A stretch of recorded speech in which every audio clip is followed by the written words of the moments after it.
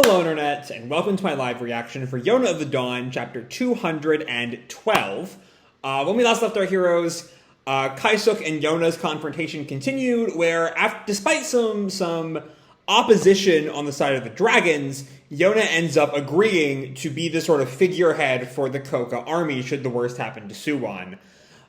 Meanwhile, back in Kien Province, we see that morale is just kind of in the dumps with Guntae's defeat.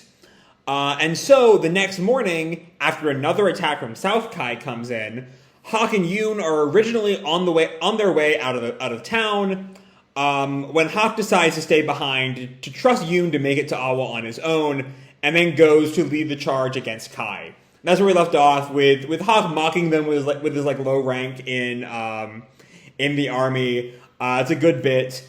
And then, yeah, sort of where we leave off, going into today's chapter, 212, Yoon off to Awa. And our picture here is just of Yoon sweating. We don't really see his eyes. It's unclear if this is meant to be, an actual event in the manga, or if it's just, here's a cover page, I don't know. But anyway, we open with Yoon saying, "It's been so long. Awa." And yeah, he has already made it to Awa for the first time since chapter 40 or something, whenever the Awa arc was. And we see, the streets now with a lot less slavery, I imagine.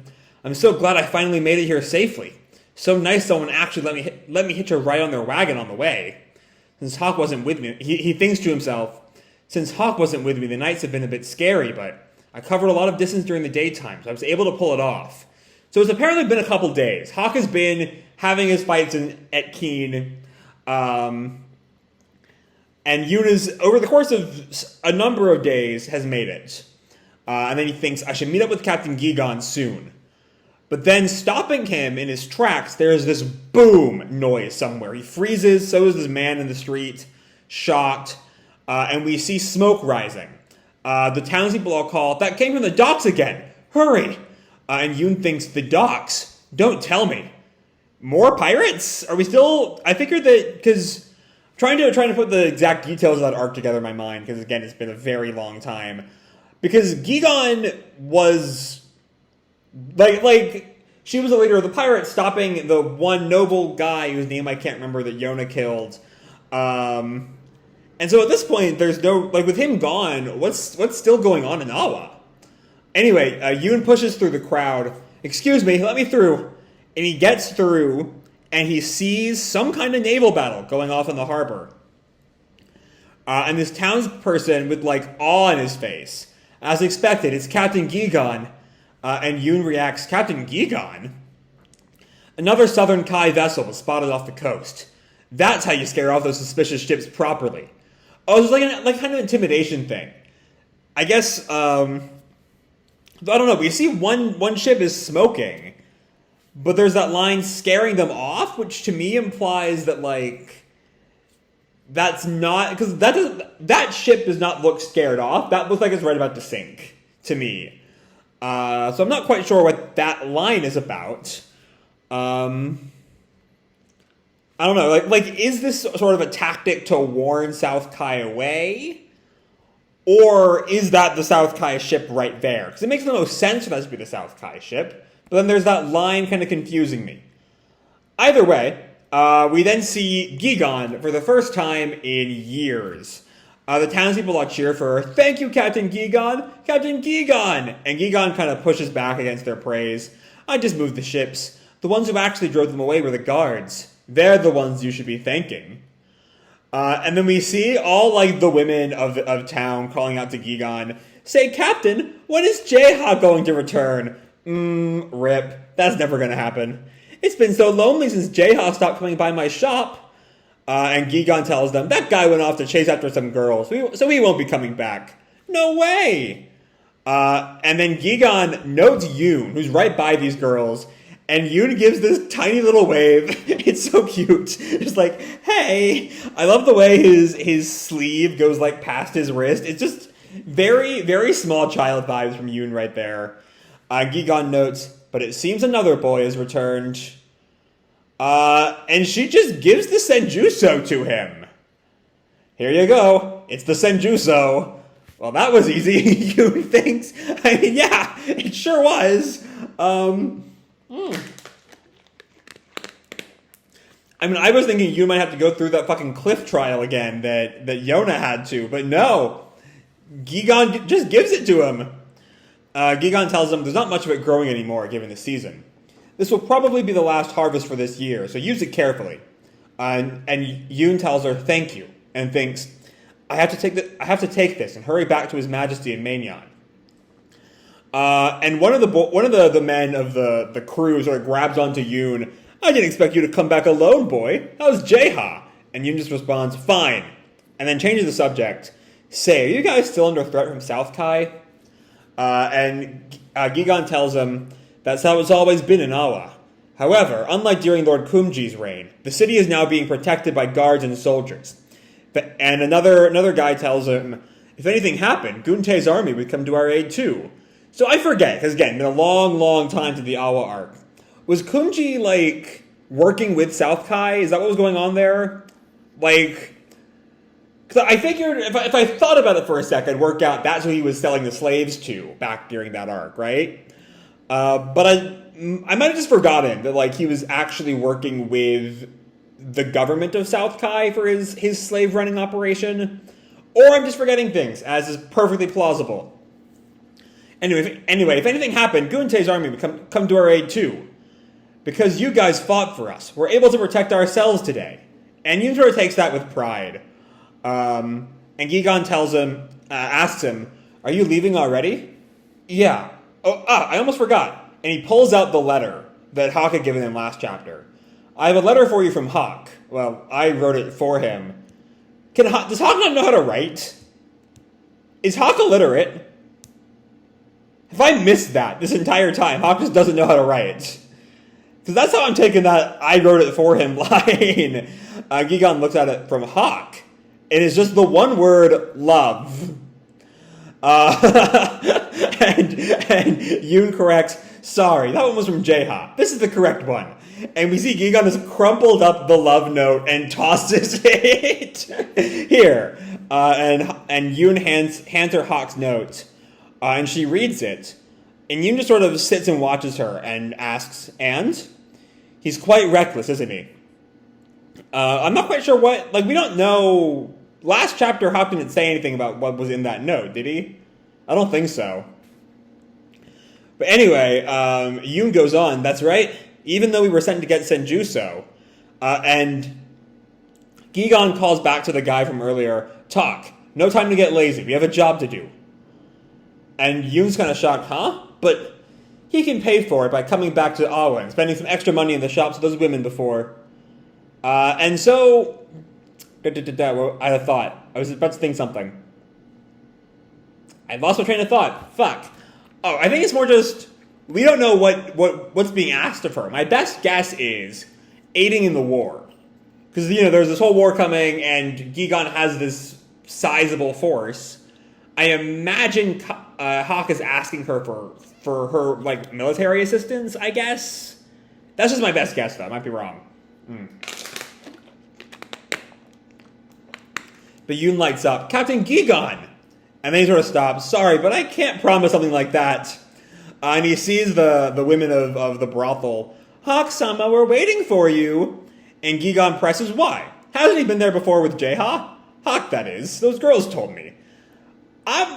Correct me if I'm wrong, but Hawk wasn't quite aware he was at he was sort of dragged to the brothel, wasn't he? That wasn't really a free will sort of thing.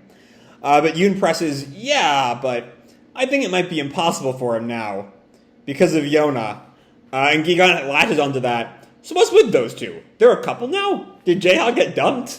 And Yoon? I love Yoon's expression there of just like, whatever the fuck is going on with those two is too fucking complicated. I have no desire to learn any more about it. I decided to stay out of their business. And talk goes on. Yoon-kun, the thing about paying us back was a joke, The captain will just do what she wants anyway. And Gi-Gan goes on, that girl, Yona, does she still cry a lot? And Yoon gets this kind of sad expression. I think she's crying somewhere I can't see. Well, I mean, with that dream she had, I wouldn't blame her. But the point being that she's learned to sort of hide it from the world. And Gi-Gan acknowledges that it's like that, huh? Please tell her to come by anytime she wants. And Yoon laughs. When she hears that, she'll absolutely cry again, thinking Yona's confined to the castle right now. Well, about that. But then Yoon thinks, with the senjuso in hand, because of Soo-won's illness, if I can cure the scar, that's a follow-up to his previous line. Yona's confined to the castle right now because of Soo-won's illness, because she knows too much. Also because of all the drama between them over the past 200 chapters, but okay. If I can cure the scarlet disease, Yona will finally be free again. Though given, again, Yona's growing hand in Coca politics, I'm questioning if she'll just leave. At a certain point, she might feel like she has a responsibility to stay and to sort of become a political leader, or political figure at the very least. Anyway, Yoon goes on, I don't want her to cry all alone anymore. The fact that there are so many people who truly care about her is proof that she never once gave up on her journey. Something about that line, never once gave up on her journey, feels like a show nearing its end. You know, like the journey is over, which in a way it kind of is. She's sort of come back to the castle, she's gone full circle. But I don't know, part of me always sort of figured her alliance with Soo-won would be somewhat temporary, and she'd eventually... I think, on some level, I always saw Yona's eventual fate... Because Yona herself, right? She said, going way back to some point in the story, that I forget when, because again, most of my pre-flashback memories are sort of hazy in a lot of ways, said that she had no interest in the throne anymore, that her goal was to sort of travel the country helping out where she can, right? So I always figured her journey would pick up. Using past tense for her journey is sort of odd to me. I don't know. Anyway, time to go back to South Kai at the Phoenix Palace, which is how we're now translating South Kai's palace. Oi, Val. Is it true you won't be fighting in the upcoming battle? It's Val, or I guess there's only one L now, so it might be Val. I'll keep saying Val. Val is sort of leaning back on his favorite little railing, moping, when the one-eyed general who we met once before, whose name I don't remember, comes up to him. And Val's sort of silent at that question. And the general presses, if you're not coming with us, what are you doing then? And Val just tells him unhappily, something else. And the general looks at him for a sec and then spins around. Well then, nothing we can do. And Val comes up to him, couldn't you please take over for me, General Hye-Tan? Hye-Tan is his name, apparently. And we see Val really doesn't want to do this mission. Maybe he just doesn't really want to deal with whatever will happen to Maignan when he brings Maignan home. Because again, he seems very close with Maignan. It feels like he would want to rescue her. But Hye-Tan rejects, nope, sounds like a pain in the ass. And Val goes on, I also wanted to be a hero on the battlefield as usual. And Hye-Tan counters, it's got something to do with Lady Maignan, right? That's why it's got to be you. It doesn't really matter who. And Hye-Tan counters, nonsense. There's nobody who can handle Lady Maignan but you. And Val kind of scratches his head. Is it that obvious? We were partners in crime. I don't know why His Highness can't just let her be. Okay, so that seems to imply that he's at the very least giving off an air of not really caring about Maignan. And I doubt that that's the truth. But it's definitely... I can understand why he would want to sort of give that vibe. You know, especially if he might end up betraying the Empire for Maignan, which is a bit of a stretch. We don't quite have the evidence to support that yet, but it's also not impossible. Anyway, Hye-Tan tells him, well, you can leave the fighting to us. And another guy comes up. Too bad. This guy has got sort of a top knot, like thick eyeliner and lipstick, sort of like loose... Most of his hair is tied back except for a few like loose strands of hair. I was looking forward to heading into battle alongside you, General Val. General Ra-An. So we're now starting to meet some of these 8 generals. I'm not quite clear if the 8 generals is counting Maignan or not. But, you know, as the war gets closer and closer to really breaking out, it's time to meet our enemy sides. Anyway, Ra-An tells Hye-Tan, After this, I'll be heading to Keen Province and attacking there. Ah, so he's going to be coming into the plot very soon. But he whispers that, so Hye-Tan asks, why the secrecy? Didn't we conquer it already? I thought we killed the general of the Earth Tribe's army. Well, neither of those two things happened, and Ra-An corrects. Yeah, well, he's at least unable to fight. Nonetheless, some remarkable guy made an appearance. I like the idea that Hawk has been, single-handedly holding back the Kai army for, a week now. Good for him. And Vol questions, remarkable. He was a rookie from the Sky Tribe army, but he completely wiped out one of my squads on his own. And Vol's kind of questioning, a rookie? I wonder what kind of punishment I will receive if His Highness gets word of this. But for my beloved subordinates, above all else, And Ra-An is, openly weeping now. I'll never forgive him. That's why next time I'll return the favor. If I work hard enough, my dream will definitely come true. That speech is very, stereotypical shonen protagonist vibes, which I feel is maybe intentional, but I still can't quite get a read on Ra-An yet. Hye-Tan remarks, ooh, well said. Much obliged. And the two of them have their, little strategy meeting right in front of Vol, who can't really participate, which is really mean of them. So how do we approach this? There's a remarkable rookie on the field. The Earth Tribe army may be able to fight even without the general. I don't want the death of my men to have been... I think that should be the death of my men. Ra-An's line there. I don't want the death of my men to have been in vain either, so I have a plan. Albeit a very costly one. And Hye-Tan takes that. Well, isn't it nice that you got a bunch of noblemen behind you who are willing to invest a ton of money? I worked bloody hard to get on good terms with them. But yeah, money's important. And we see Ra-An and full on, they're feathers blowing behind him, shoujo sparkles. Very, very over the top. I like this guy. No matter how many strong warriors you have, people who are willing to pay a lot of money to win will be the ones favored by the gods. Though his money above all else vibe is not really my favorite kind of personality trait. But anyway, we leave that there. That little introduction to Hye-Tan and Ra-An. To come back to Keen, where Calgan is coming up to Hawk with a cup of tea, it looks like. Hawk, and we see Hawk, after a week of fighting, he's still alive and active, but he's beat up, bloodied. He has to wrap a bandage around his arm with his mouth.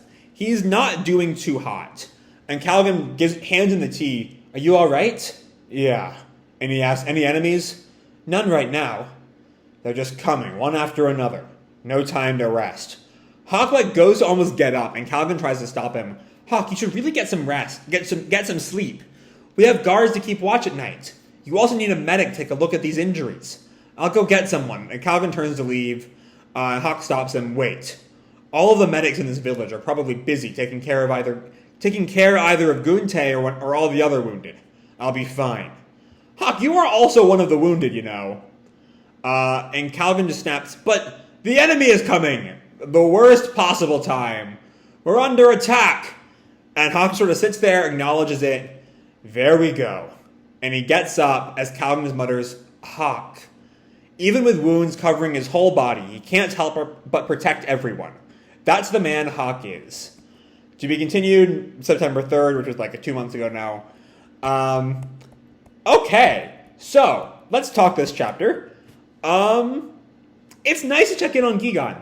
I thought we'd be getting a little bit more of Yoon and Awa, given the several chapters we had building up to Yoon coming to Awa.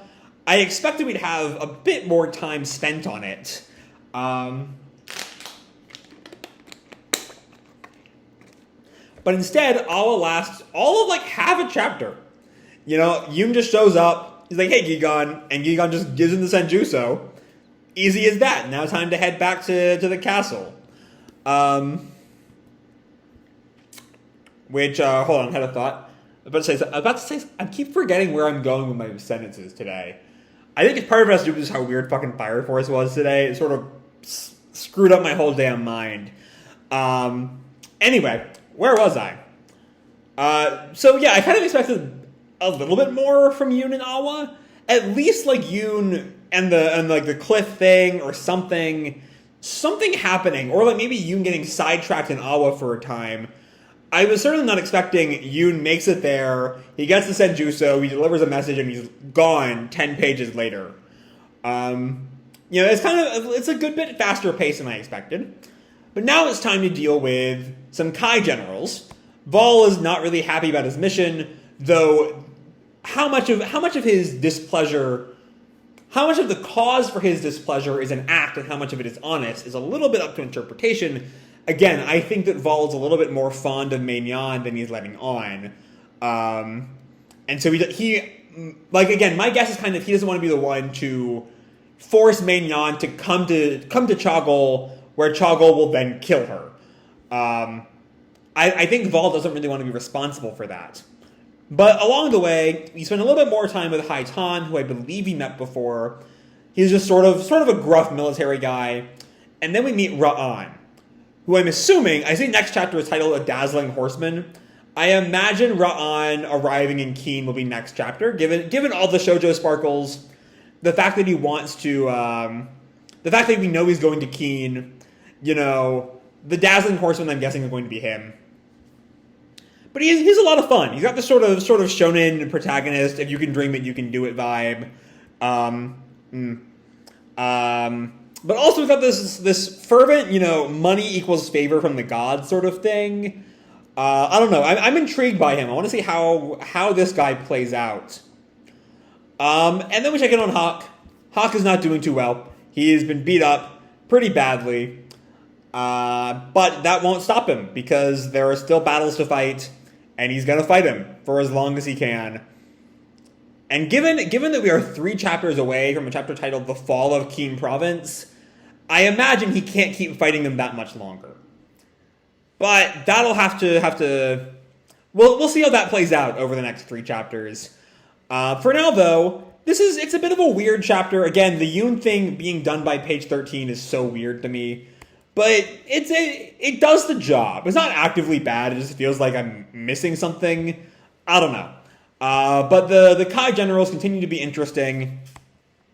And something bad's going to happen to Hawk. I just know it. The Fall of Keen Province is too ominous a title for it to be anything but Hawk not dying because he's Hawk, but at the very least, falling. I don't know. But we'll have to wait and see, because that's really all we have for this chapter. A good bit of setup, a good bit of quick concluding the Yoon plot as we sort of set up even more drama to come in the defense of Keen Province. There we go. I swear I know how to talk sometimes. But yeah, beyond that, I've got nothing else to say for this video, so I'm going to leave this video off here. Hope you all enjoyed the chapter and the video itself. If you did, feel free to drop me a like or subscribe. Do whatever makes you happy, And as always, your life is your own, okay? Bye!